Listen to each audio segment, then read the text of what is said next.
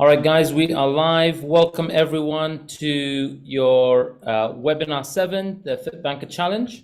Excited to be here with you all, and lovely to have all those of you that are on. I just want to acknowledge those of you that are on and were on time. It really makes a difference. We still have people trickling in, and let's finish strong. So let's look at what we can put in our teams in terms of support structures. And I will tell you why support structures operating as teams and the way we operate as humanity, the way we create the world, is kind of designed on the way we have understood the human body.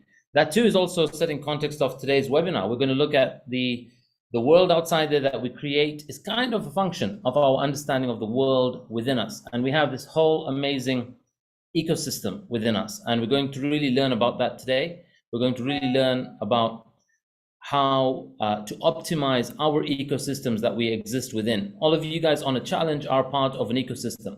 All of you are dependent, interdependent, codependent on participants within your program. If I had 1 or 2 or 3 of you here out of this large cohort, it would have an impact. Like we say, our community has an impact on our well-being. So too will that be on your drive. If you work for a particular company, and you have 20 employees and you go there and there's only 5 people showing up, it has an impact to your drive. Same with school, same with a personal development program, same with you taking on your well-being. We are social creatures, so it makes a massive difference when we really get connected to that we are a contribution to each other, that we showing up allows another to get the most out of the program. And also that they show up allows us to get the most out of the program. So it really does make a difference, guys, if we do show up on time and get on our webinars to really get the most out of them, and as a community too.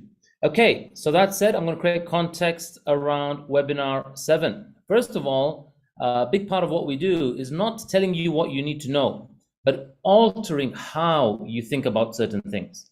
So growing up, if you were told simplistically and you thought in a straight line basis, carbs equals energy, you think more carbs equals more energy. That's the way the brain works. It works on a straight line, simple basis, single dimensional. But that is not true. You can get energy from carbs, you can get energy from fat, and they will behave differently. They will behave differently in how they provide you energy. And over a certain amount, they then convert to something else. So that's an example of how to think differently when we are represented with a bit more articulation, what we ought to have rightly been told or understood. Similarly, I'm going to introduce you guys to understand your body differently. We think the skin and everything underneath there, the bone, the muscle, the fat, and the organs in there is our body, finish, or is the person that we identify with. But actually, what I want you to get is that all of us, the body is not the collection of those clumps of tissue. It is not a collection of those organs attached together. What we are is actually a body of systems. There are systems in flow, and these systems are interconnected and they are interdependent. They really count on each other. One folds and the other ones have an impact. So ultimately, at a body, mind, and intellect level, you're a body of systems and processes. All of these are miraculously designed to fire, click, interact, and integrate in sync like magic. When you live a life operating in misalignment with your purpose, consider you are inside a system. You're a cog inside of a system, a social system, an economic system, a political system, a global system. When you are operating in life with misalignment with your purpose, your authentic nature, or not in your prime environments, community, and habits, those systems are out of balance, and they show up as symptoms. So when I say that my mental well-being has significantly shifted when I was living in the UK to when I am now here in this particular environment, it changes because of, say, the community around me, having grown up here, or maybe the weather, or it could be other aspects of where I find, wow, I thrive and I perform better in XYZ setting or scenario. I had no idea that I could hike up mountains, and that when I'm on the mountain, I feel completely in my zone. And what we want to understand is that we are a cog in a system. You want to find the external system and external environment. When we say your well-being is your environment, your community, and I've added your conversations that create your habits, then you really want to consider that we've got to find that environment where we thrive in. Even in a company, if we're in the wrong role, wrong task, that doesn't match our nature, it will have an impact to the way we enjoy our role, and also the impact and difference that we make. So that's a little bit to think about, to start to think about us as a body of systems. So before I dig into more depth around that, I would love somebody to read out today's objective. Please do raise your virtual hand. And as you read it out, please do share what of these objectives are you beginning to fulfill upon. And really, like, lock your eyes into this, and really each of you need to say, this is my program. Like, I'm here to get the best out of my transformation journey, to inspire and empower others, and play that way. Don't be like, oh, I'll take a back seat, let somebody go and do that, because they aren't going to cause your transformation, right? You have to have ownership of your well-being, and that too on your fulfillment of these objectives. So who would like to go? Please raise your virtual hand.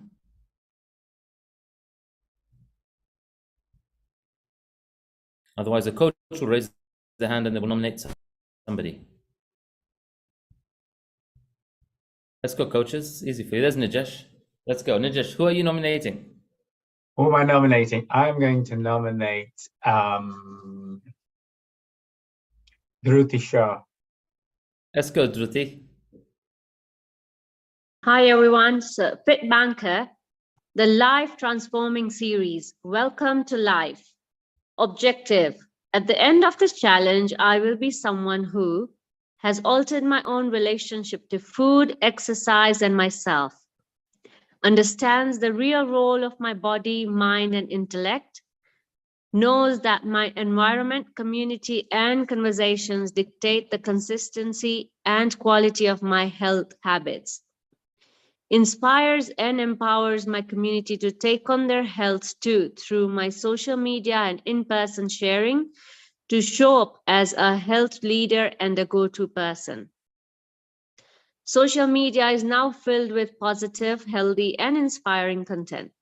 The world and the lives around me are now inspired and empowered to start living life. Everything is transformable. So this week, I really resonate with everything is transformable. Because I'm also doing the healthy relationship with Ambika, and yeah, so it's a whole whirlwind of my body changing, healthy food habits. People around me are changing. They're more accepting to my lifestyle now, and mentally there's been amazing breakthroughs. So everything is transformable. Thank you. Awesome, amazing, Dhruti. So awesome to hear that. And of course, we are a function of the multiple avenues and streams that we sign up to, that we get contributed to. And you all heard in webinar 6 about the mind-body connection. And I'm also going to be talking to you, and Ambika's going to also be talking a bit more about our social connection, relationships around us in webinar 9. But that too is also, I believe the next one is underway, starting soon. There's one underway, and I think the next one is going to be mid this year. So brilliant for sharing that, Dhruti. And as a reminder for everybody else, when we generate this objective, this is kind of like an affirmation that this is the thing we're working on. So if you're busy focusing on working on something else, then you've really got to tie what you're doing back to this and actually say that, have I got connected to and really understood what is the real role of my body, mind, and intellect? Like, why do I need to know that? What does that mean? How does that alter or differentiate how I perform in the area of my health and getting to optimal health? So brilliant, Dhruti. Thanks so much for sharing that. As a reminder, quick recap on webinar 6, we looked at the role of the mind-body connection. And one of the practices or takeaways is to practice tools which ought to be, should be, things that trigger and switch on our parasympathetic nervous system. And I never understood this. I never understood how things like my productivity is boosted because I do meditation. I experience anxiety when I have a very busy day and lots going on, or I have body aches from the morning's workout and a lot of meetings, and I have to take time out to put my headphones on, and in the middle of the day, I am, meditating because I am intentionally triggering my parasympathetic nervous system, including breath work at night. If I'm struggling to sleep, I will do shorter inhalations and longer exhalations, which triggers the parasympathetic nervous system. In the shower, when we have a cold shower, I focus so much on the exhale. At the end of the workout, if you do a stretch down with me, we focus on that exhale longer than the inner. That too, that breathing is also what we can do with our meditation. At a mental level, we talk about the mental and emotional level. At a mental level, we can journal and document those things that we aced in the week, those things that we tripped upon, those things that have room for improvement. So we can identify our behaviors as a pattern. And we continually blindly keep doing that. We will continually blindly snap at people in our lives. We will continually blindly be impulsive or compulsive in things that we say without pausing to think about it, or items we spend on, or other pleasurisms, or sensual comfort that we engage in. We will completely be impulsive if we don't start to document the repetitiveness of that pattern. And we can do something for 12 years, 15 years without knowing it's an addiction. And an addiction isn't some external toxic substance. It could be gossip. It could be mental thought. It could be some form of sexual pleasure. And we will be doing it for a very long time just because it's an escape from a current state of discomfort or anxiety or unease in the moment. But when we journal, we start to identify these patterns. We start to get out of what's on the mind onto a piece of paper. We can analyze it then, and we can likely notice how we start to behave and operate differently. And then emotionally, gratitude attitude, like, do you actually feel the gratitude? Do you experience that gratitude for people that are on your group, people that join the morning workouts, for you waking up today and you that you're going to wake up tomorrow? Those are real things to really practice gratitude for. And it's a big contributor to our happiness and our contentment in life. So I said earlier about hormones, and I'm talking about rethinking. It's not about what we know, it's about how we think about it.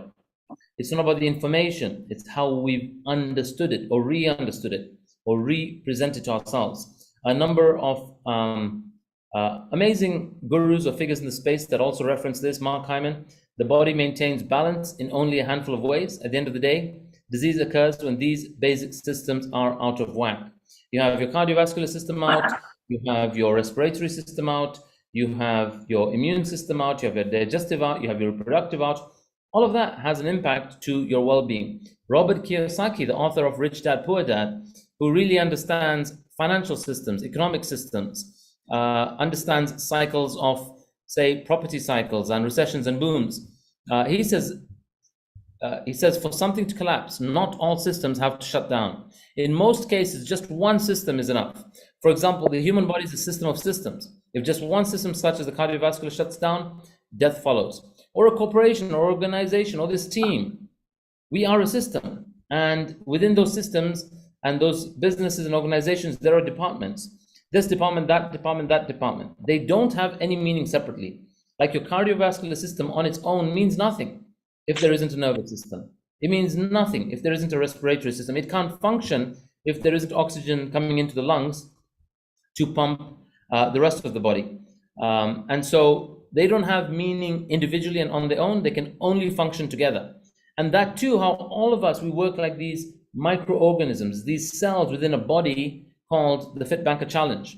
And the body is a system. Society is a system. The FITBANKER Challenge is a system, and so on. That's a beautiful quote by David Bohm. And those of you that don't know him, he's a great guy to listen to.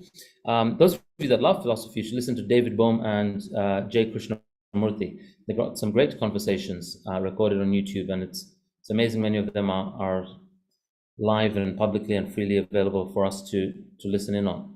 Okay, so let's have a look at designing a city. If anyone here, I know I've met people here who are part of planning cities.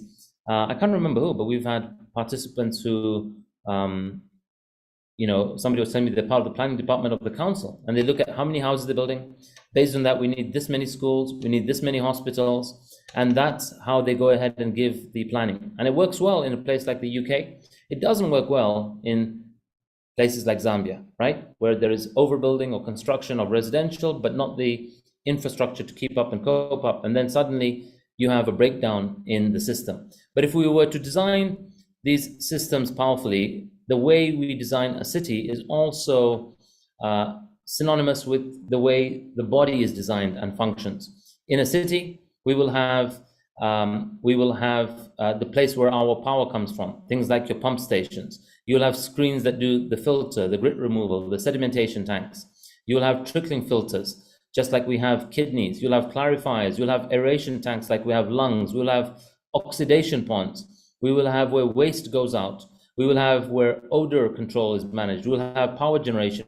We will have land remediation, from earth to earth. Like I say, we're all made up as human beings of the 5 elements. And I keep quoting the 5 elements when we do our workouts during the week. But so too is the city and earth and matter and everything around us made up of those 5 elements. And if you understand that, the energy cannot be created, nor can it disappear. It only moves form. It only transitions from one state to another.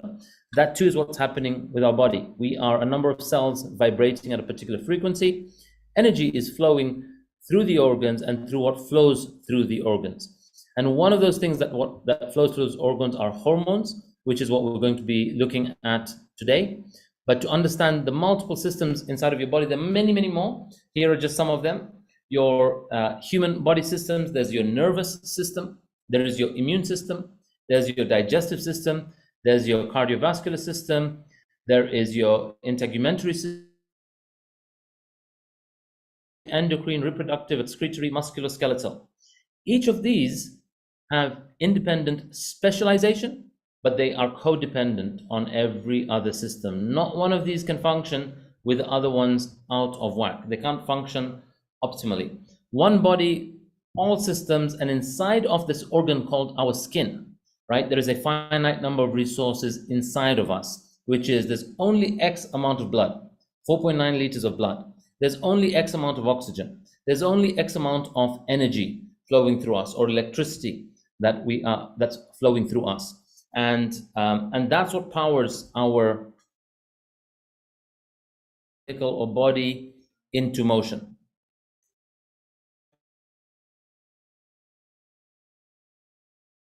Systems that are overutilized, think about it this way.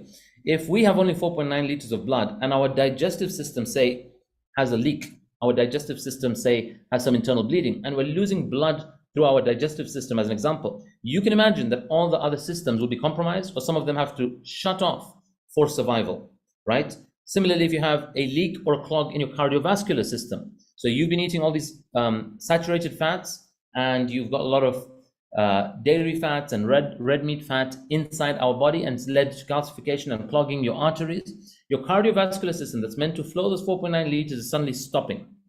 There is no way that blood is getting to where it needs to inside of these other organs, or it's flushing out the toxins in time. And you have some form of pause or collapse or a stroke or a heart attack, right, for the body to try to reboot. Or you have to have some external intervention to try and allow that to happen, either through shocking the body with electricity, or a long-term period of dependency on certain medication that's thinning our blood to continue the flow to carry on at a lower quality and non-natural state when it's that thinned blood that we have.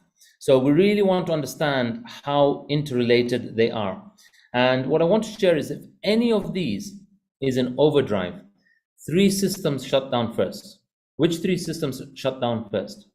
The first 3 systems to give when any one of them is being overutilized. The first 3 systems that shut down is your immune system, your digestive system, and your reproductive system. Because your digestive and your reproductive are not considered urgent. They're not considered critical. So if you're in a fight or flight state, those 2 switch off. If you have overutilized any of the others, you start to compromise your immune system.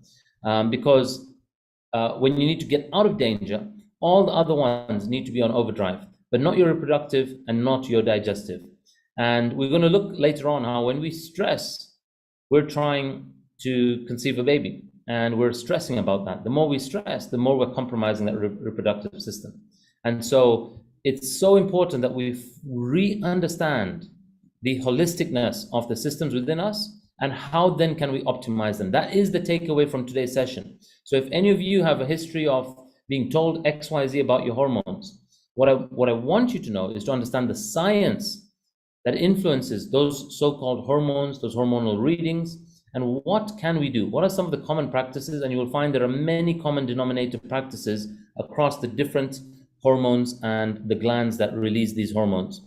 Firstly, you want to understand that your brain, which is kind of the command tower, or what we call the mind, is not just the brain. The mind is the brain plus the nervous system, and all the interpretations that the nervous system is doing, because the nervous system is kind of like a brain on its own. It is sensing, it is receiving, it is communicating, it is signaling to the brain back and forth, right? And your brain, through the vagus nerve, is connected to all these organs, and it is monitoring and regulating and pumping and orchestrating the performance of each of these absolutely in sync. That's what we're naturally designed to do. That's the daily miracle going on inside of us. And many of us are interrupting that miracle from its natural state of peak performance by unnatural substances that we consume. There are two parts to your nervous system. One is called the parasympathetic, or the rest and digest, or you might hear the term the feed and breed state, which is when we're chilling out and making babies, we're in the feed and breed state. Or at the end of the day, when we go to sleep, we should really be in the rest and digest. And as hunter-gatherers, after we've gathered what we needed, we've had our food, your body then needs to go into the other state where it now converts that food and allows repair to happen, growth to happen, focus to happen. That's when calmness, meditation, presence, productivity can happen in that state, or creativity rather, lovemaking, sex, getting pregnant. A lot of people struggle to get pregnant because they're seldom in this state. And they're more for longer hours in the day, more than naturally designed, operating from the sympathetic, which is also known as the fight or flight state. And many of our lifestyles today, like mine and Ambika's, we thought the demonstration of being macho as a man or being driven and successful as a lady, and terms like Iron Lady, was that you can be in fight or flight for prolonged hours in the day and competing with opposing genders, and whatever they did better than you, you're trying to compete with them. And what happens is you're actually putting your body in some competitive, constant competitive, stressful state where you're in fight or flight. And so we would work long hours, and after work long hours, we would want to honor our social commitments. In addition to our social commitments, we wanted to honor our personal development. So we'd go to courses after class, 6:30, 7 p.m. we'd be on some course, and we'd be getting home at midnight, midnight, 1 a.m., 2 a.m. before we sleep, and 6:30 the alarm rings, and we're back on the wheel. And that would continue, and we thought, wow, we're amazing. And then we needed the Saturday or the Sunday to recoup, to sleep in, thinking if I sleep 14 hours on a Saturday night, wake up on the Sunday, I've done some form of catch-up. Completely not. Your body goes through natural cycles on a daily basis, just like the earth spins on a daily basis. You go through this natural circadian rhythm, and that circadian rhythm is completely messed up if we are sleeping less in weekdays and sleeping more on the weekends. Your body doesn't know a calendar. The definition of calendar and the names of those months were created by human beings externally in the world of language, when language was created. But you do need to be in your state of fight or flight when you are in real physical danger or physical harm. Like you need to get out of a fire, you're hunting and gathering, and you're about to be attacked by the lion. But today, there isn't a lion that's about to attack us. Today, it's our wife walks in, or our husband walks in, or our boss walks in, or the overdraft is due, or the mortgage is due, or we need to process payroll for our employees, or you need to deal with the review, the progress review of a staff member, or you don't know what's going to happen to you. You don't know if your child is going to get married. You don't know if you have successfully conceived and are pregnant. You don't know what's going to happen with the economy or the war in the world. And so we are constantly, while there's a war happening geographically in Ukraine, there's a war going on internally if you're in a state of stress, right? So if you aren't aware of that, you are constantly creating this fight or flight state inside of you. Guess what? If you've gone through some childhood trauma and you've not healed that part, which is a big part of the Healthy Relationships program. So you went through something and you made a label about yourself, or you processed it as one of two emotions, which is guilt or shame. And that guilt or shame is still stored within you. Your body is constantly on edge, thinking that will never happen to me again. My sibling will not do that to me again. That person will not abuse me again. I will not be crooked out of that money again. And what happens is you're constantly on alert, looking out for, being precautious, concerned that there's some attack about to happen. So your body is ready for defense and attack. And actually our physiology alters, like a reptile will form a hard shell, or a porcupine will release spikes. The reptilian part of our brain will snap at people, will sting people, or it will even form a physiology that physically will protect you or your organs. So you might embody a large physique so that you're protecting yourself from harm. Or you might embody a large physique because your mind commands the body to say, you've got to look like some form of threatening before you're threatened.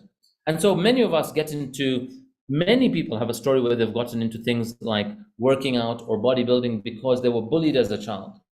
And sometimes that thing where you're bullied as a child, you can either live that script and say it on repeat, and you constantly live like the world is out to get you, or at some point as a teenager, subconsciously, you turned that around and you said, you know what, I'm going to be able to stand for myself, and you started weight training. And that's kind of what happened to me. At 14, at 15, I'm lifting weights because I'm in a state of fear that I don't want to be jacked or attacked or jumped or whatever. And at 13, I'm strangled and robbed.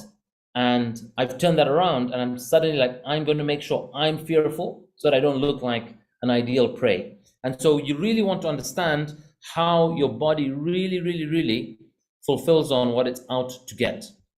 Okay, so internally, what's driving that? What are the signals? What's the signaling going on? What are the messages or messengers? We have within our body what are called hormones. Hormones are like signals, and the etymology of this word, I was actually looking at the etymology of the word earlier today, which means it's a rapid motion forward, onrush, an onset, an assault, an impulse to do a thing or effort. So when we are impulsive in life, I want you to consider hormonally, we have also impulsive hormones, that there is an internal organ or a gland that's releasing something to quickly remediate some disorder, to quickly attend to a perceived or possible threat that's happening. And the hormones, those messengers, are being sent out every time we do any form of participating in this material world. When we eat, we sleep, we think, we burp, we fart, we pray, you meditate, you are causing motion in those hormones. But you can now choose which hormones do you want, because there are hormones that are very helpful. All of them are functional, and there are hormones that are very helpful, and we can know how to trigger and command them. And there are hormones that can be quite detrimental. They can be self-sabotaging to our own internal state. The hormones, they have an optimal level to be at. And those optimal levels often go out of whack for the delivery or for a state or period of performance. So when you go through a morning of stress, or you need to be most productive, they will go up to a certain level. At the end of the day, or every day, the body is trying to bring them back into balance. That process of bringing them back into balance naturally is called homeostasis. And what we're doing is we're living lifestyles where you're up later, you're exposed to white light longer, like we are right now on screen. We're doing jobs that we're completely not physically designed to do. We're doing stuff that is more emotionally and mentally straining with zero physical movement. So we're putting our body more and more off balance. And then it takes longer for the body to bring it back into balance through the process called homeostasis. In your body, the clump of cells, there's a clump of cells that releases, that spits out these little signals, these messengers. Those clump of cells are called a gland. And the thing that they send out, the messages rather, the messenger is the gland, the message that is being sent, the signal that is being sent are your hormones. Collectively, your glands and your hormones is called the endocrine system. So when we talk of the various systems, this system is kind of, you have to connect the dots to identify it as a system, because they're all independent and different organs. And there are many glands and organs in our, hormones released across our body. So much so that people will look at the heart and consider the heart or part of the heart as a gland that releases certain hormones. Like there's often a lot of new research which says this part of the heart has not been identified actually as a gland, and it releases or secretes this particular hormone. And here are some of the key glands and hormones. We won't look at all of them, but we'll go from top down. From your brain, right at the bottom of your brain, you have what's called your pituitary gland, or what's called attached to your hypothalamus. And your hypothalamus is part of our brain where we store a lot of data, where we can store and recognize certain patterns. And it influences the pituitary gland, which releases certain hormones to signal other parts or other organs or other glands to release their hormones. So it's kind of like a little bit of a command center. For those of you into spirituality, you might have heard about your pituitary gland, or your pineal gland is also something which, if we awaken, there are many views that this is where you kind of trigger enlightenment, or you have this euphoric experience. There's your thyroid gland, very important, which is in our throat, and its size, even when those of us that have something bulging, also tells us something about our thyroid. Thyroid is the most important gland that regulates our metabolism. Remember, we said our metabolism is how your body converts food into three things: energy, fat, and muscle, and how quickly it does that and to what ratios it does that. So many of us have been diagnosed with a thing called hyperthyroidism or hypothyroidism. If you're an ectomorph, which means you struggle to put on muscle, you would have a thyroid gland that will be a bit more hyper. If you're a mesoendomorph or an endomorph, you would have, you could still have very much healthy TSH hormone in your thyroid, or you could have low production or ineffective performing hormone, which means you would be called hypothyroidism, which is most of what you eat is not effectively being converted to what it should go to, and a good portion of it might just be going to storage. So you will find, or you've been told by your doctor, that a lot of what you're eating is just going to storage. It is kind of misallocating the proportion of what should go to storage, what should go and be dispensed as energy, and what should go towards muscle. You have attached to that your parathyroid, which regulates a few other key markers inside of your blood. You have your adrenal glands and your pancreas. Your adrenal glands are what triggers or is activated when you're in your fight or flight state. It's what produces adrenaline and cortisol. Your pancreas is your energy regulator. All of us have an energy regulator within the country. Sets the cap on the gas prices. That's what the pancreas does. It tells you how much sugar to put out there, and if the sugar is too much, it sends the police to get those sugar cells back into storage, which is, it releases insulin. And then there's the reproductive organs or glands, which release the sex hormones. And the sex hormones are also significantly connected and attributed to our drive, our mental drive, right? So if anybody says that your head is down there, they're actually not joking, because a lot of our mental performance is sometimes influenced, significantly influenced by our sex hormones. So much so that Freud's theory is we are, the purpose of life or our drive is driven by our libido. But our mental well-being has got a direct correlation to our reproductive organs. Now, at the start of the program, what we're doing now, guys, you're on webinar 7, and there are certain things we've asked you to take on, and it's really important to me that you understand why we're asking you to do certain things. If you're doing anything that you don't understand, or if there's somebody in your team who's not on today's webinar because they think, okay, we've heard enough and I'm getting results, I got to crack on. The reason we want certain things to enter from consciously knowing it to your subconscious is you've got to understand the underlying rationale. The rationale behind us saying avoiding those inflammatory foods or foods that are medium to high GI, foods that create a blood sugar spike, is those things keep triggering an insulin spike. And that insulin spike is the hormone that is trying to take that excess blood glucose out of circulation and put it into storage. And we want to reduce or our insulin sensitivity, insulin resistance, by removing or avoiding those blood sugar spikes, avoiding that insulin trigger. Most of us are on a chronic insulin high, and the chronic insulin high creates a state of inflammation. And that state of inflammation is the inflammation is happening by taking that excess sugar and we're pumping it into what's called adipose tissue. We're pumping it into our fat cells. And at some point, those fat cells got their own human rights and they push back and they say, that's enough, we're not taking any more. and they're pushing back. And so that's the berserkness that happens within our body, which if it pushes back the blood sugar into the bloodstream, it could be fatal. And we would have a high blood sugar level. And they will label you then what's called pre-diabetic. And if that reading is repeated for 1, 2, 3 months, they call you type 2 diabetes, right? Because now your cells are not efficiently taking any more in because they're inflamed, they're full. The prisons are full with a lot of inmates that shouldn't be there. They need to be expended and discharged out there into the world. And when you are inflamed, your body tells you. Your body has this marker called C-reactive protein. It's a marker for inflammation amongst other markers that we can look at to look at inflammation in the body. And it's triggered by foods like processed sugars. So much so that we say that if you have something sugary, and when I'm asking you to completely avoid for 5 weeks, I am really trying to keep you on a chronic insulin low. I want your body to be sensitized. And the moment you have something like one biscuit, it causes havoc in our bloodstream.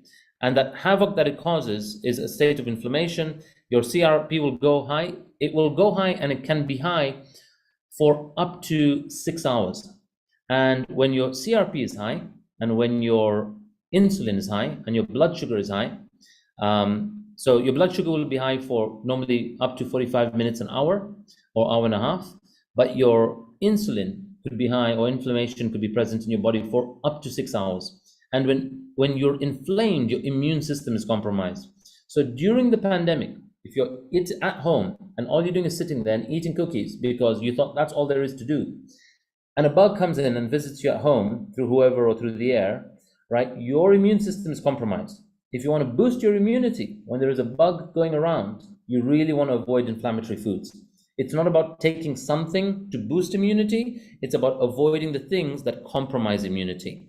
And so foods that cause inflammation: refined carbs, white bread, pastries, sugars, sugar-sweetened drinks, fried foods, French fries, red meats, processed meats, margarine, shortening, lard. Those are the bad fats that will clog our arteries and cause a state of inflammation, and they'll be floating across our blood. They'll make it like motor oil. And you will notice the strong correlation that has been shown over the years, that everyone knows, that all lifestyle disease like chronic heart disease, type 2 diabetes, and also many cancers are associated with the same foods that are also associated with excess inflammation. So foods that cause inflammation are also correlated with foods that cause these lifestyle disease. So FITBANKER is existing to optimize human performance globally through disappearing lifestyle disease through an education. We want you to understand why we're asking you not to have certain foods. What are anti-inflammatory foods that you can have? Now, a caveat here, a warning, a precaution, and a big myth and misunderstanding that people have is they think they can eat all on the left, called inflammatory foods. And if they eat the anti-inflammatory, they think it's 1 for 1, it cancels off. Completely not true. The foods on the right that are anti-inflammatory only work if you're only having that. I'm going to say that again. The anti-inflammatory foods like tomato, olive oil, green leafy veg, or what you get in your green goddess smoothie, your fish, your eggs, your chicken, fruits such as strawberries, blueberries, cherries, oranges, which are high in vitamin ACE called antioxidants, and coffee. The polyphenols in coffee are anti-inflammatory in nature, but they're anti-inflammatory predominantly if they're consumed on their own, minus the inflammatory foods. If you're consuming the inflammatory foods and the anti-inflammatory, unfortunately, in this instance, the bad guys win, right? So the bad guys here dominate the show because they will more likely than not be more in volume, size, and impact to our bloodstream and to our hormones. Let's have a look at some of the hormones. We won't look at all of them. Many of them work in pairs, right? One is an agonist and antagonist. They work in opposing forces, just like our muscles on either side of our skeleton work. And once you understand systems, these systems are universal. That's also how vehicles work, machinery works, the world works, economies work. Insulin and glucagon, these two are what I would call seesaw hormones, which is when one is high, the other one is low. On the left here, we have an image of a person's clock from 8 in the morning till 8 p.m. Every time they eat, that blue line is the blood glucose spike. Look what happens to the insulin when that blue line goes a little bit high. It shoots up from whatever low level of insulin, it shoots up higher, and the insulin stays higher for longer than the blood glucose. And then the insulin crashes when the carb level comes down. It's no longer needed, so it goes back into the pancreas or out of circulation.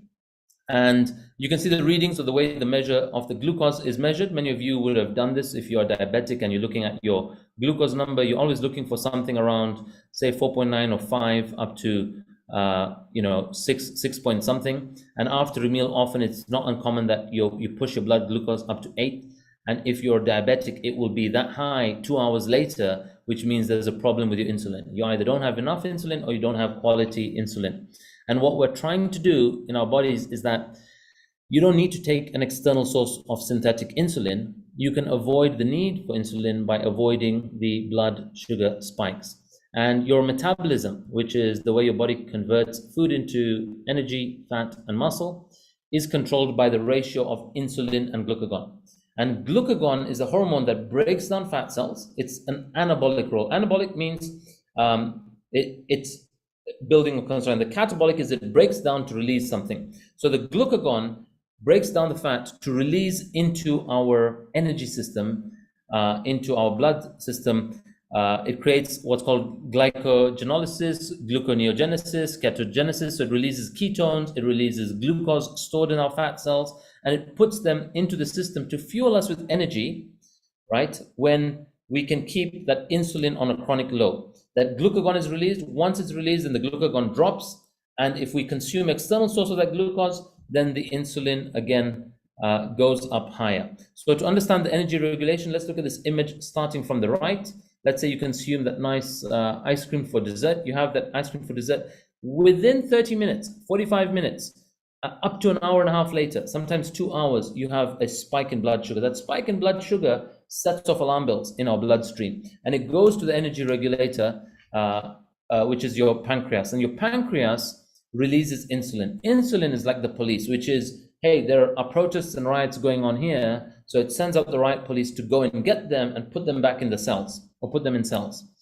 And it actually puts them in cells. This time it puts them in adipose cells. It puts that excess blood sugar into adipose tissue, and that adipose tissue, first it's created what's called glycogen. That glycogen, glycogen is the first tier that's underneath our skin. So when you can pinch a little bit of this, that first little pinch underneath there, under 1 centimeter thickness, is what's called glycogen. Beyond that, there's fat that you've also pinched.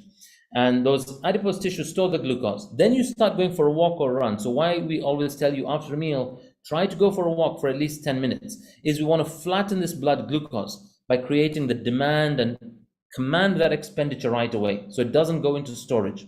So you're going to reduce the amount of blood glucose you put into storage if you can flatten the blood glucose. And you go for exercise, it reduces the blood sugar. As it reduces the blood sugar, if it goes too low, again, your phenomenal energy regulator is there to save the day, and it will release glucagon, which is the magic hormone that goes into the fat cells, breaks down in the liver, and releases energy. And every gram of fat that's released, and when you trigger ketosis or ketones in your body, every gram gives you 9 calories of energy. Every gram of carb gives you only 4 calories of energy. So how can you get and feel more energetic? Of course you will. 2.25 times more energy if you can learn how to command and trigger fat. When we do intermittent fasting, that's what we're doing. We're commanding fat release. Right now, I've had like 1 meal today. I've had a little bit of snacking. I've had a 5-kilometer walk in the morning, and I had an intense workout, and I'm flowing with energy. I'm flowing with energy, and I'm able to do this now and a lot more productive, a lot more awake, a lot more alert, based on me regulating this energy and trying to understand how to strike that balance. Guess what happens as well? So what's one thing we can do? I just want to go back to this. What's one thing we can do for better regulation? Walk after our meals, have foods high in fiber, have foods high in good fats, not bad fats, remove the saturated fats, and have high protein. This is going to ensure that we don't create a big blood glucose spike, and that if there is a spike, you can flatten it by going for a walk or movement or exercise thereafter. It doesn't have to be intense. It just needs to be moderate. It just needs to start to trigger the demand. Next, let's look at some of the emotional or mentally triggered hormones. As we go through life, guys, there's stuff happening externally out there in the world. You change job, you lose job, you take a 6-week holiday to Zambia, and then you get put into red list, and suddenly you've moved country. Those are called major life changes. Your work changes, you have relationship difficulties or stressors, you have issues stressing around your kids, like I had a major breakdown with my kids in January. You find yourself too busy, physically or mentally or emotionally, you're chugging through stuff in your head, changes with children and family. if you can condition your mind, if you can train your mind, right, then we can influence and control the impact internally. But internally, when we are not able to manage these triggers, remember, a trigger, like on a gun, what happens after you pull the trigger? After you pull the trigger, there's an explosion. Same thing happens in the body. Something happens and you're triggered by people. You're triggered by 256 WhatsApp messages.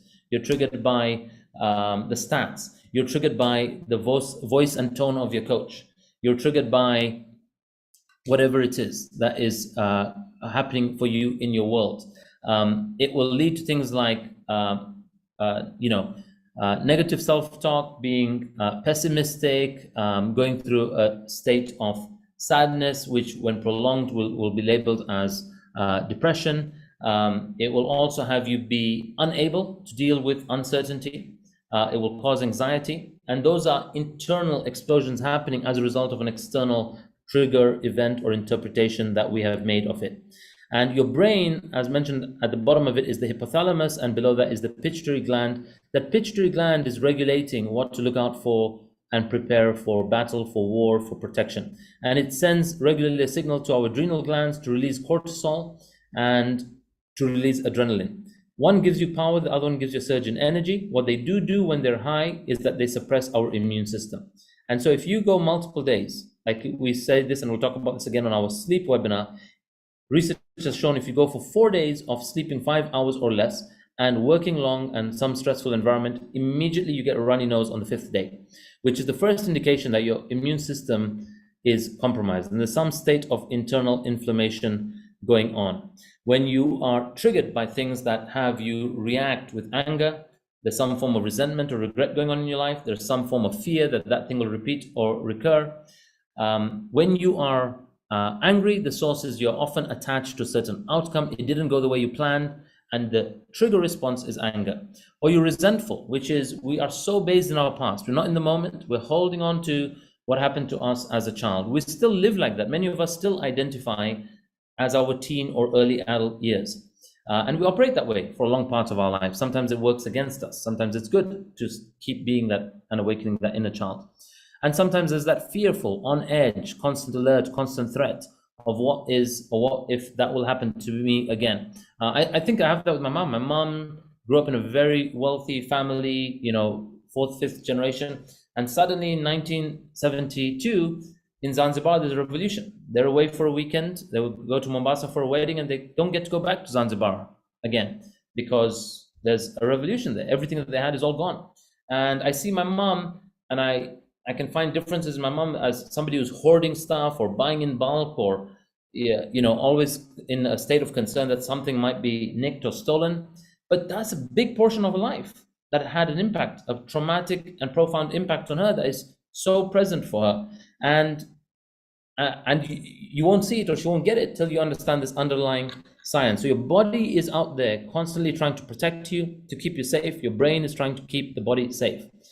When we're in a state of danger or perceived fear, our body readies itself for attack, for defense, for protection, for fight, flight, or freeze.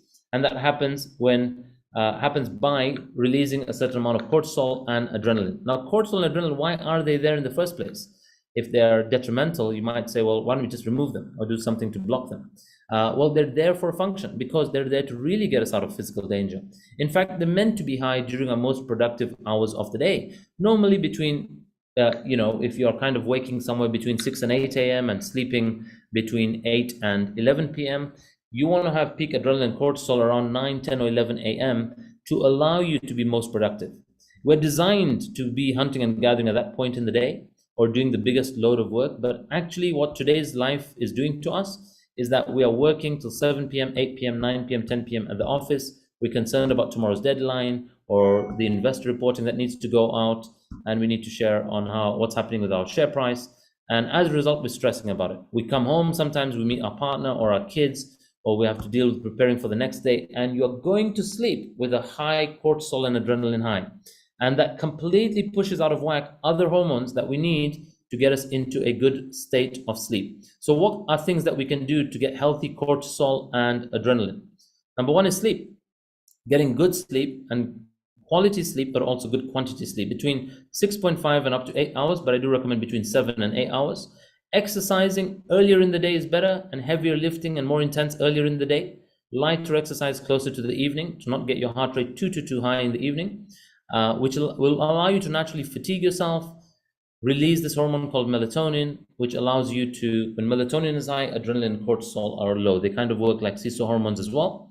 Doing practices like meditation or mindfulness and awareness, being aware of the world around us, being aware of the repeat patterns, being aware of human behavior, being aware of how the media might influence and say a lot of things, but actually it's not the end of the world, right? Breath work, deeper intentional breathing. Most of us do not focus on our breath. It is just a byproduct. We never know, many of us here don't know how many breaths we're taking in a minute, how to slow it down, how to increase it. Can you breathe with 6 breaths in a minute? Yes, you can, right? And we don't intentionally pause and alter its pace or its rate. When we're on the mountain, we do pranayam, we do certain breathwork practices. How about things like play and laughter? There's a lot of research coming out now. It's always been there, it's always known that fun is key to longevity. And the more play and laugh we have in a day, the more we awaken the inner child. We have a day on Kilimanjaro, day 4 is just called Awaken the Inner Child. On that day, there is jumping, there is bouncing, there is singing, there is climbing stuff that happens on that particular day. Social connection and healthy relationships. Taking care of a pet has been shown to reduce our adrenaline and cortisol levels just by stroking a pet, caring for a pet or another being or another creature, and likely possibly even if we have that kind of relationship, say with a plant, some other form of life form. Being your best self, owning your truth. So really understanding who you are and how your identity operates, not judging it, not saying to yourself, I'm disgusting for having done that in my life. I'm bad or wrong for having that kind of a past.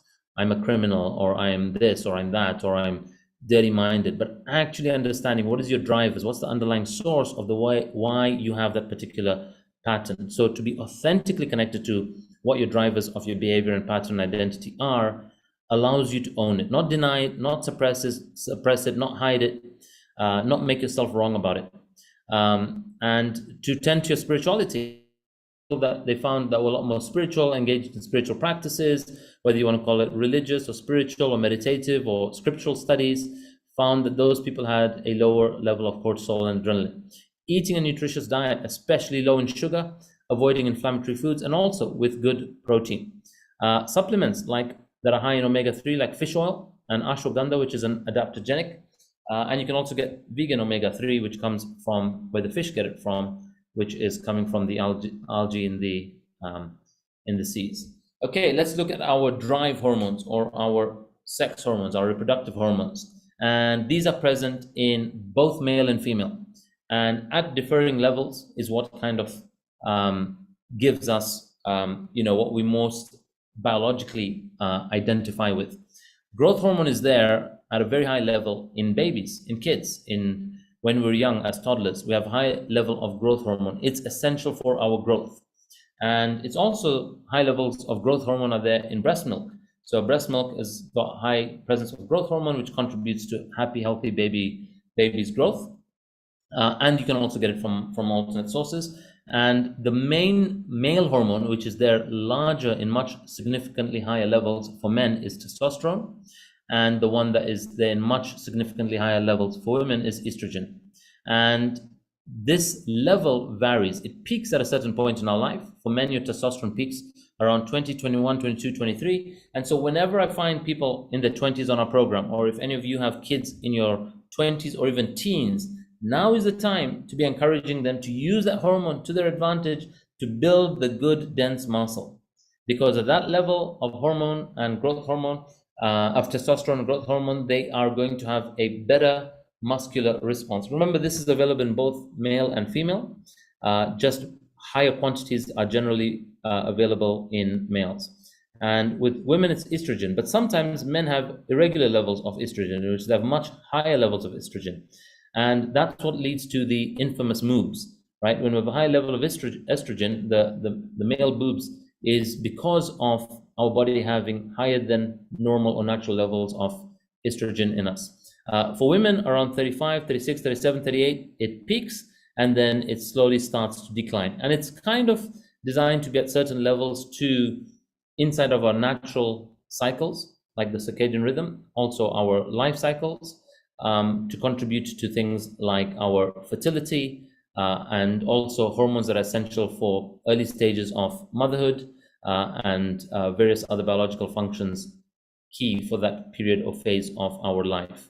And so there are a lot of women who say, oh, I'd love to train with you and I want to take these supplements, but I'm really concerned I'm going to get big bulk biceps like John Alomu. And I tell them, please don't worry about it, you won't, because you just don't have that level of testosterone.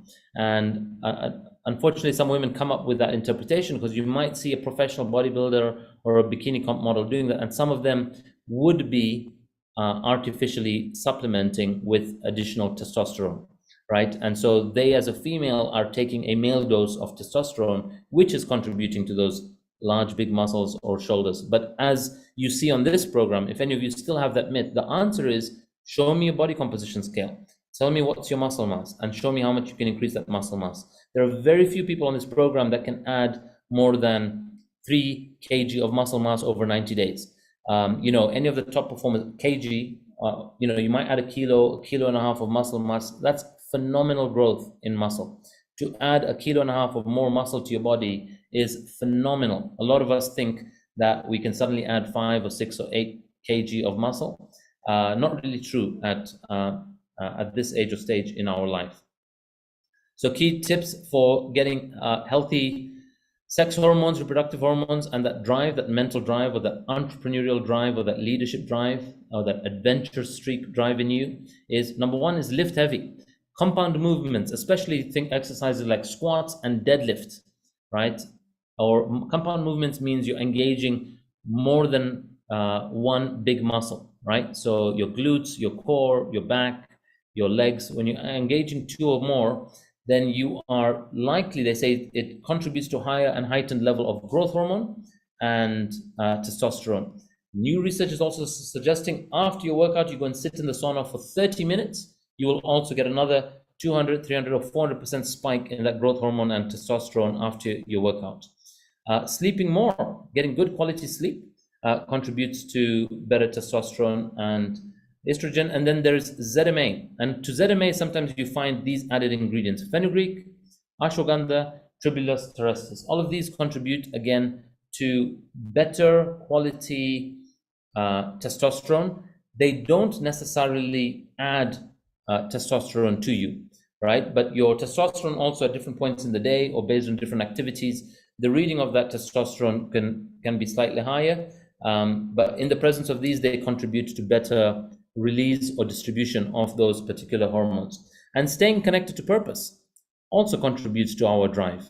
Like, you could be really driven, and you see this in many political careers, in many entrepreneurs, in many people that have a life mission, that they're very clear on their purpose, that no matter how they might be physically or emotionally feeling, they have a certain amount of drive, which could be driven by that external vision or visual or force. We spoke earlier about our thyroid, and your thyroid gland is most important for regulating your metabolism.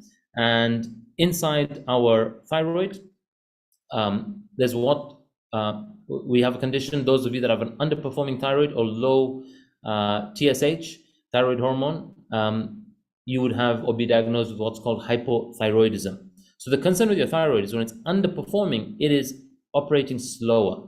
And it's often slowed down by consuming high sugary foods and inflammatory foods for a prolonged period. And then we will also get other labels or conditions or terms applied or attached to us, like certain autoimmune disorders or Hashimoto's. And it would be connected as well to things like our thyroid performance. But what can we do to boost our thyroid? First of all, exercise. Like I say, your body is a system, it's an economic system. Create the supply and demand by creating the demand by working out. Moderate to high intensity, like our morning workouts, and we're looking at our heart rate. What heart rate are you getting up to? Avoid skipping meals if you have hypothyroidism.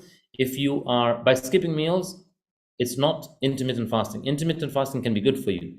But if you're skipping meals irregularly, which is, oh, today I just ate lunch and then I got busy, I thought, let me just go to sleep hungry. And you went to sleep without feeding your body, and your body was expecting a meal at that time because normally you do. Then it suddenly goes into a state of, oh my God, we may don't know when the next meal is coming. It goes into a form of storing energy, storing fat. It makes you sluggish, lethargic, and you start to hold on to fat rather than release fat.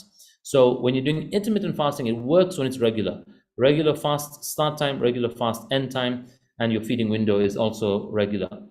Having high protein and keeping your refined carbs low or avoiding them contributes to better thyroid performance. So when we're telling you as a female, have 1 gram to 1.5 grams of protein, and some of you are saying, well, I've not worked out today, so I don't need protein.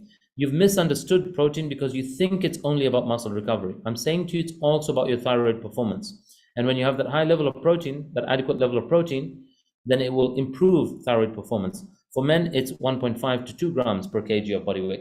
Hydration, we need our body weight in kg divided by 30, right? So if you're 90 kilos, you need to be having 3 liters of water. If you're 60 kilos, you need to have at least 2 liters of water or liquids a day. So hydration should be, for most of us, somewhere between 2.7 to 3.7 liters of water a day.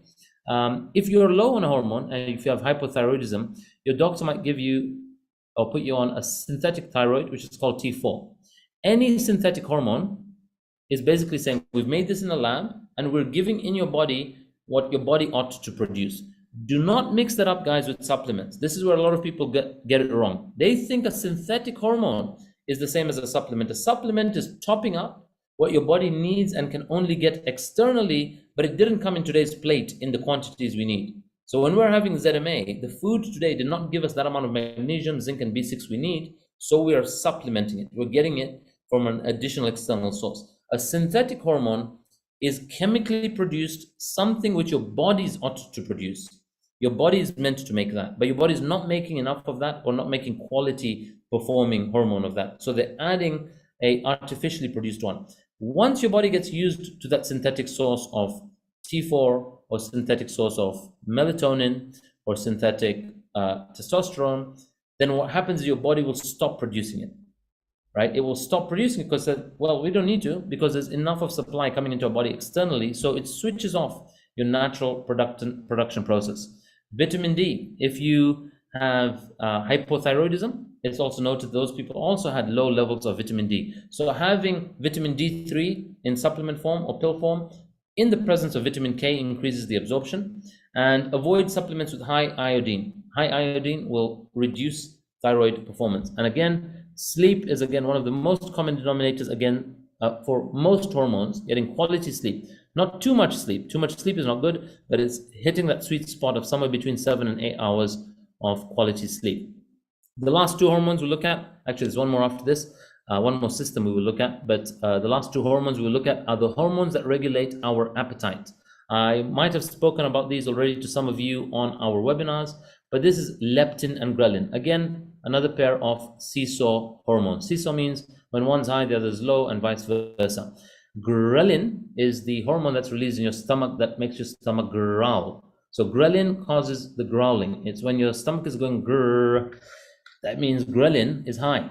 And if ghrelin is high, ghrelin gets high by 2 things. Either you're hungry, you've not eaten for a long time, and so that hormone is being released to trigger your stomach, to send a signal to the brain to say, give me food. But ghrelin is also released when you're just thirsty. So sometimes when you're feeling really hungry and you have cravings, instead of jumping right into food, have a sip of water or some form of liquid. And you might find that you don't feel hungry after that, which likely means you're just thirsty, you're not hungry. And the brain doesn't know the difference between you being thirsty or hungry. And leptin is the appetite suppressor.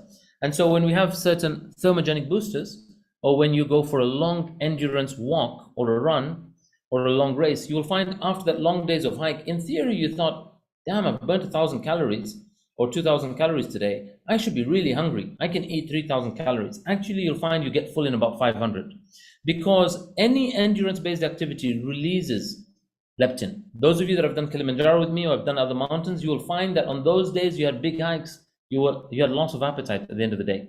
That loss of appetite is because you've created a surge in leptin and you go to sleep hungry, which is again a pitfall of listening to your hormones rather than listening to your plan. So what will increase leptin? If we want to lose fat, guys, we want heightened leptin levels. So increasing physical activity, Long duration, like 90-minute form, 60 to 90 minutes of activity at a go, increases leptin. Getting enough sleep, again, very common denominator across most of the hormones. Decreasing sugar intake. More fish in your diet, getting those omega-3s in.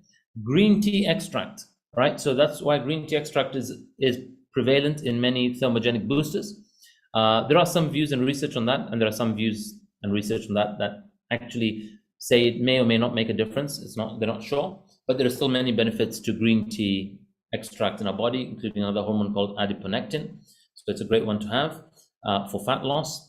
Berries, unsweetened beverages, green veg, the things we recommend on the Blue Beet and the Green Goddess smoothie, all have function.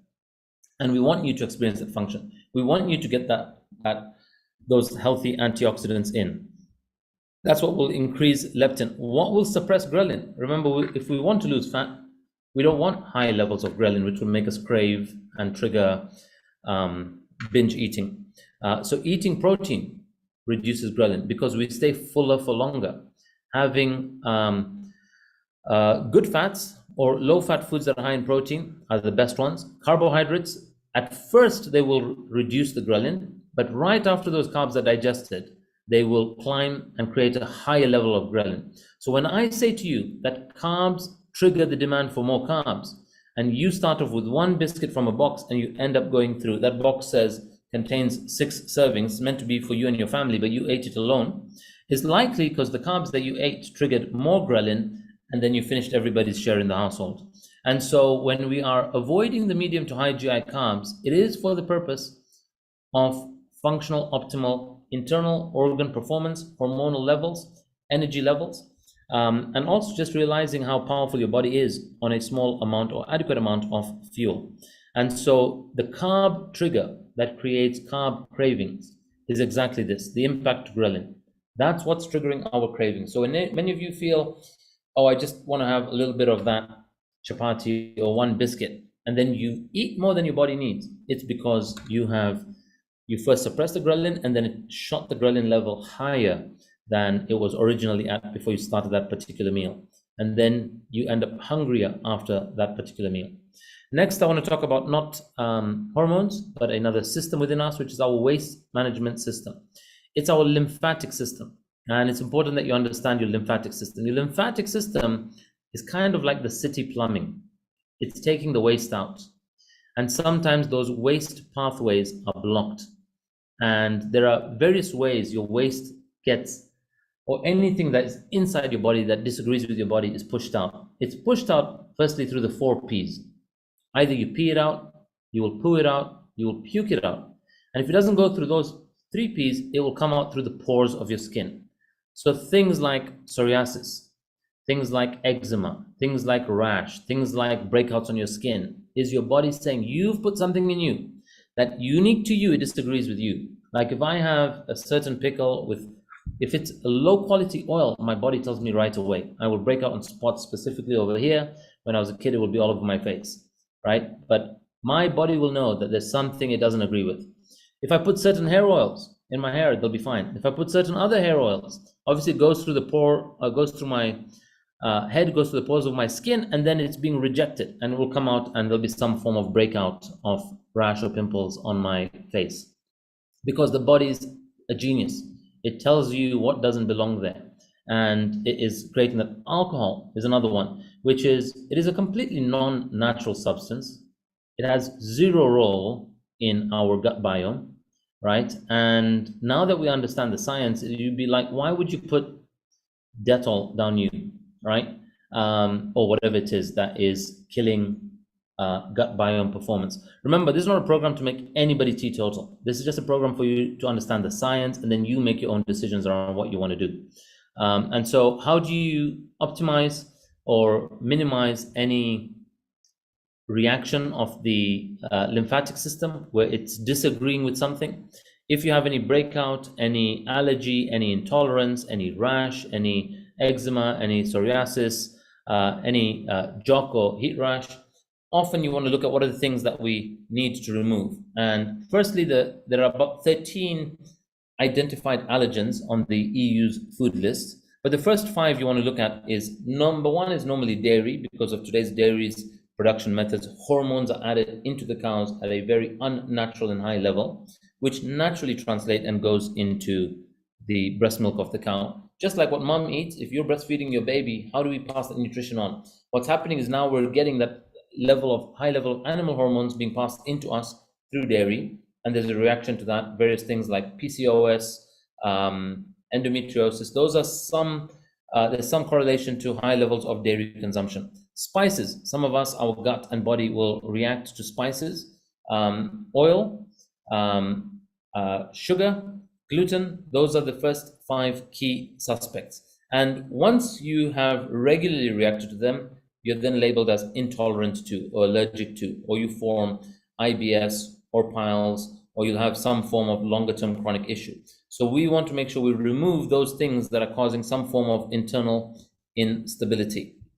Okay, that said, it is a wrap of today's session on hormones, but I do want to spend time on you all listening to the assignment, because there's a lot more learning and deep diving for those of you that really want to transform or empower people that are struggling with things like fertility, things like eczema, things like breakouts in their skin, other intolerances, and what's the correlation between stress and disease, and how does that emotional stress convert into disease. So first thing we want to do is to start to optimize our daily cycle. So when we created our designer day, the key thing about a designer day, your body doesn't know weekday from weekend, okay? So let's try to nail our wake up time, and let's try to nail our go to bed time. If we can get those two in place and we honor them religiously, right? Of course, there will be some days where there are exceptions and you'll have to do some compensatory activity around that to make it happen. But if we can nail that, right, you're starting to first regulate the boundaries of hormones. Number 2, you want to make sure that you're matching activity in that day to create the right amount of fatigue to get the right quality sleep. So doing heavy lifts, compound movements earlier on the day is better. Daily, aim for 10 minutes of meditation to trigger intentionally your parasympathetic nervous system. And you could do it 5 minutes in the morning, 5 minutes in the evening at least. And of course, many of you know there are many people out there that are doing 2 hours of meditation. Like David Goggins says he does 2 hours of meditation. Jay Shetty does 2 hours of meditation. Sleeping 8 hours, or between 6.5 and 8 hours, or 7 and 8 hours is key. But key melatonin production, and we're going to go into more detail on sleep alone in webinar 8, which will be run by Viera next week. And that is between 10 p.m. and 2 a.m. is peak melatonin production. It's also when human growth hormone is optimized and released, if we get that melatonin release. When we're sleeping past 10 p.m. and say we sleep religiously at midnight, you have just shortchanged your melatonin production by half. So you have reduced 50% of peak melatonin production because you're sleeping 2 hours later. My optimal sleep time is somewhere between 10 and 11, and sometimes it does go up to midnight, and it has an impact on me. And when I do get in bed, and if I'm in bed by 10 p.m., it is phenomenally beneficial for mental and emotional performance the next day. There are 2 talks I want you to watch. One is how foods affect your hormones. This is Neil Bernard, a great doctor, who talks about this, and the connection between stress and disease. This is by Gabor Mate. I really want you to listen to both of these guys. They're also people worth following on social media.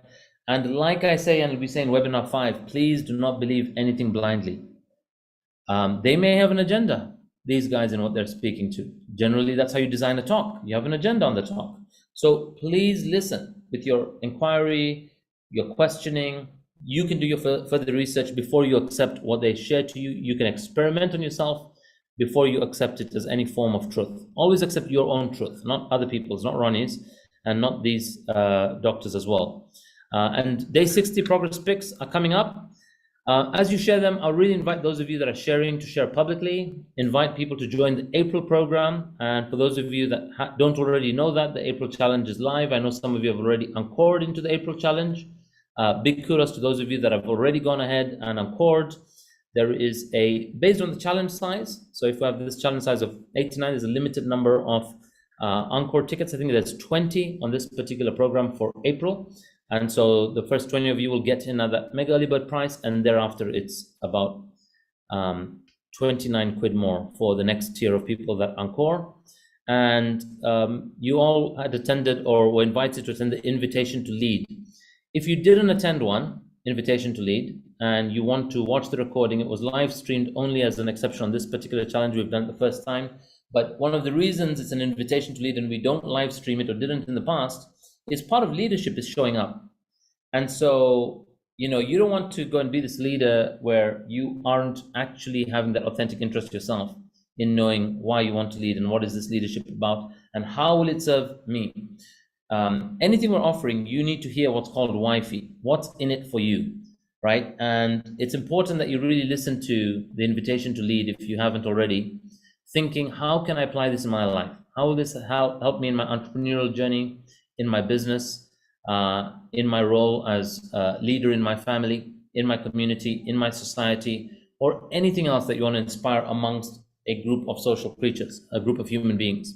The Invitation to Lead shares examples of people like Mandela, Gandhi, Malala, and you really want to get a sense of what is it that makes them leaders, right? What is it that makes a great leader? And that's why we've launched the coaching body, and this is the first batch of the coaching body. We've got over close to a couple dozen people already on it from all over the world, and there are going to be weekend retreats where we get to connect and spend a full day or 5 hours or 6 hours, depending on which weekend it is, where we are training and developing ourselves in mastery around how do you invite guests, how do you inspire people at home, how do you support somebody who's dealing with an addiction or depression or a hard phase through their business or their relationship.